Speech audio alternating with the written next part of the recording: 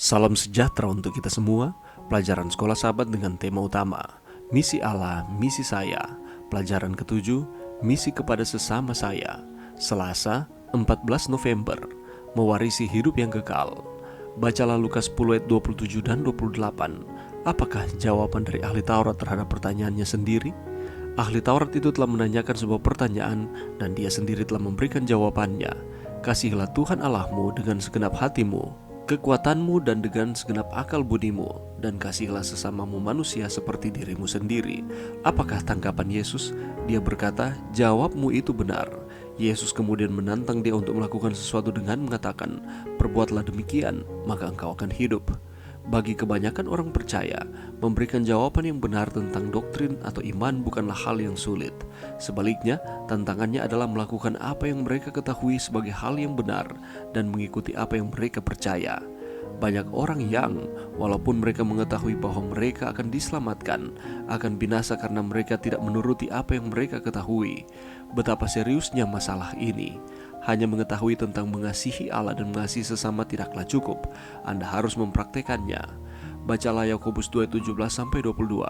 Bagaimanakah ayat-ayat ini selaras dengan apa yang Yesus katakan kepada ahli Taurat tersebut? Jika kita mengasihi Allah, kita akan membaca firman-Nya, kita akan berdoa, dan kita akan menuruti perintah-perintahnya, dan kita akan taat pada suaranya dengan segenap hati kita. Jika saya katakan saya mengasihi sesama, tetapi saya tidak peduli dengan sesama yang ada di dalam gereja, atau jika saya mengabaikan kebutuhan orang lain yang sebenarnya saya bisa membantu, apakah gunanya iman saya? Kekristenan bukan hanya sekedar seperangkat kepercayaan yang unik, itu adalah sebuah cara hidup. Jika seorang saudara atau saudari tidak mempunyai pakaian dan kekurangan makanan sehari-hari, dan seorang dari antara kamu berkata, selamat jalan, kenakanlah kain panas dan makanlah sampai kenyang, tetapi ia tidak memberikan kepadanya apa yang perlu bagi tubuhnya, apakah gunanya itu? Seberapa jauh Anda peduli dengan kesejahteraan orang lain? Seberapa jauh Anda mengikuti kata-kata Paulus berikut ini? Dan janganlah tiap-tiap orang hanya memperhatikan kepentingannya sendiri, tetapi kepentingan orang lain juga. Melalui kasih karunia Allah, bagaimanakah Anda bisa belajar untuk lebih memperhatikan orang lain? Pelajaran yang bisa kita dapatkan pada saat ini, Lukas 10 ayat 27, jawab orang itu, kasihilah Tuhan Allahmu dengan segenap hatimu dan dengan segenap jiwamu dan dengan segenap kekuatanmu dan dengan segenap akal budimu, dan kasihilah sesamamu manusia seperti dirimu sendiri. Saudaraku, kasih adalah hukum utama bagi orang percaya. Perihal kasih ini, Tuhan Yesus menyampaikan satu pesan penting dan sekaligus perintah yang harus kita taati, yaitu mengasihi Allah dan juga mengasihi sesama manusia.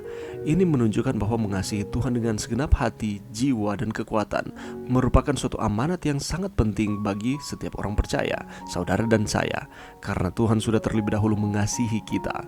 Bahkan firman Tuhan mengatakan bahwa barang siapa yang tidak mengasihi berarti tidak mengenal Allah. Ketika kita sudah merasakan kasih Tuhan itu, inilah waktu yang tepat bagi kita untuk menunjukkan berapa besar kasih kita kepada Tuhan. Apakah kita benar-benar mengasihi Tuhan?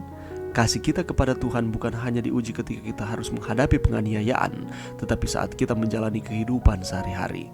Di dalam ayatnya yang ke-27, artinya ialah tidak ada tempat sekecil apapun yang bisa mencuri posisi Tuhan dalam kehidupan kita, termasuk pasangan, orang tua, saudara, anak-anak, teman, atau bahkan uang, pekerjaan, dan jabatan. Kita harus mengasihi Tuhan dengan sepenuhnya. Mengasihi Tuhan dengan sepenuhnya membutuhkan tindakan yang bersungguh-sungguh. Inilah yang dilakukan oleh Rasul Paulus setelah mengalami perjumpaan pribadi dengan Yesus. Ia rela meninggalkan semua hal berharga dalam kehidupannya, pencapaian di masa lalunya, jabatan, dan juga nama baiknya. Semua itu hanya bisa ia lakukan karena ia telah menemukan dasar dari segala sesuatu yang adalah mengasihi Tuhan dengan segenap hatinya. Ketika ahli Taurat itu telah menanyakan sebuah pertanyaan, dia sendiri telah memberikan jawabannya. Kalau kita melihat di dalam Lukas 10 ayat 27, dan apakah tanggapan dari Yesus? Dia berkata, jawabmu benar. Dan kemudian Yesus katakan, perbuatlah demikian, maka engkau akan hidup.